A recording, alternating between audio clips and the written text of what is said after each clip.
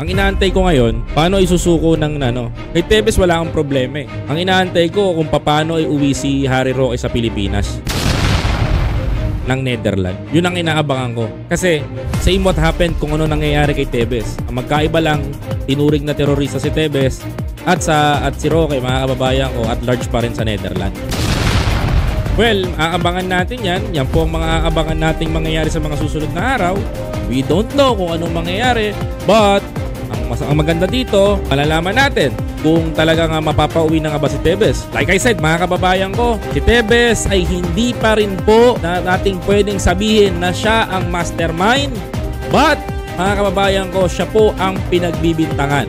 Okay? Hindi pa po guilty si Tevez, mga kababayan ko. Siya po ay pinagbibintangan pa lamang. Okay?